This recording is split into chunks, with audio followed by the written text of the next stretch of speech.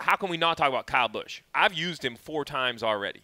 Feel pretty good about my 4 uses because he's scoring a lot of points. The question is, the numbers would say Martinsville's a yes. Russell, where do you stand on Kyle Busch? Oh, he's an absolute must-start. Top 5 the last 7 races there. Adam Stevens and him there are incredible. What's it? 2.8 average finish with those two together at Martinsville. He just changed my strategy just like that. Yeah. Because I was not going to have Kyle Busch at all because I need to save the usages. But now I think I'm going to put him in my garage. Well, and I don't know how much stock you put in momentum, but for him winning If you 2 do, races then in a row, right. that's as much momentum as you're going to get. And couple that with his strong stats at Martinsville going in, I kind of agree with Russell that he's a must-start. So you don't think after 200 wins he's just going to put his feet up, say, I got 200, I'm done? No?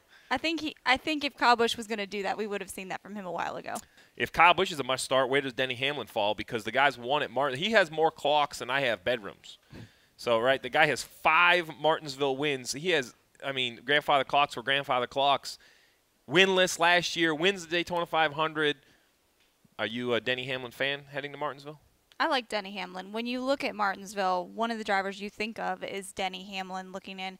And his most recent stats haven't been as strong. He's still been pretty consistent. Mm-hmm. You haven't seen him get that win since 2015, I believe.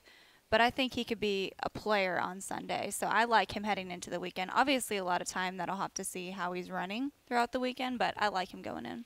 And I think when I look at Denny, while I'm not going to be as bullish that he's going to be the guy to beat at Martinsville, I do feel you got to have 5 guys, and I think he can run in the top 5, which makes him a pretty solid pick. We haven't talked Chase yet. We haven't really talked Boyer yet. I think those 2. So when I have my starts, right, it's Brad, Denny, Kyle, Logano, but the other 2 guys who numbers would say should be in your lineup are those 2 you just mentioned. I'm telling you, the island over there is sharpening his pencil. It's thanks to this podcast. Thank you guys. All you fans, pay attention. Watch the full videos. Christian, we might have to invite him to the couch once. So Chase Elliott and Clint Boyer. Chase Elliott, 3 top 10s in the last 4 races there, and not to mention the one that wasn't. He got wrecked from the lead. Denny Hamlin, right? Yeah, just Google Chase Elliott wreck at Martinsville. It's worth watching the video. And then you have Clint Boyer, who won this race last year. Probably a big breakthrough win for him at Stewart-Haas Racing.